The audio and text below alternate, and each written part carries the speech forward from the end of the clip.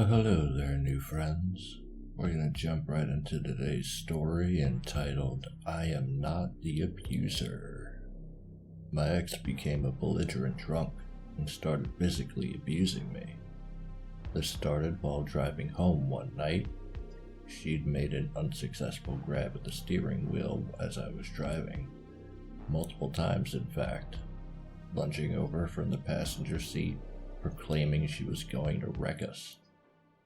Obviously, I prevented this from happening each time, though it got a bit more serious than it already was when she decided to start biting me, of which I've still got some nerve damage from where she bit me 40 days later.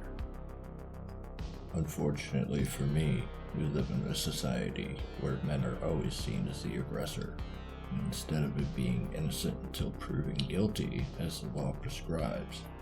It's more like guilty until proven innocent. The cops even told me she doesn't remember much. Duh, she was blackout drunk. My ex had been transported to the hospital, and I'm not sure how, but they got her blood alcohol level. Fast forward a day and the SWAT team shows up to arrest me. Tore up my place to really teach me a lesson. After arriving in jail, no charges were filed, even though I miraculously had earned 6 felonies later. Total bullshit charges. I later found out she was coached by the local PD and had a restraining order put against me until she decided she could vacate my property. She's not an owner and she's not on the title. Well, some time passes, and guess who calls back crying the blues, saying I want you back and I miss you, while the order of protection was still in place, mind you. She has had 6 jobs in a 1-year time frame. I know she is not a stable person. She moved out and, of course, took some things that didn't belong to her. I want to sue her so badly, and I have 100% video evidence with the before and after video of the property. I want her to deal with the emotional pain of what she's put me through. And by the way, I've known said person for 32 years, and we dated seriously the last 3 years, of which I took on her 3 kids and pets by buying a new home for us all to live in.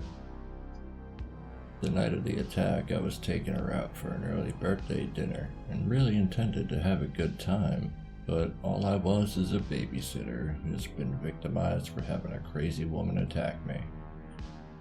Now I'm the defendant because I didn't run to the cops first. Also, I knew if I said anything, she could be removed from her 3 kids during the Christmas holiday. Most of our mutual friends took her side without even hearing a word from me. She is such a handful her own parents wouldn't take her and all 3 of her kids. So, they picked their favorite parents, and sadly the 3 kids live in 3 separate places now. I need someone to talk to who understands my true position here. Alrighty then. That brings us to the end of OP's story, and it's really a tearjerker, more in the sense of rage than sadness. But it really does paint a picture about how skewed the justice system still is against men. OP, it sounds like you know exactly what you need to do, even though you might not want to do it.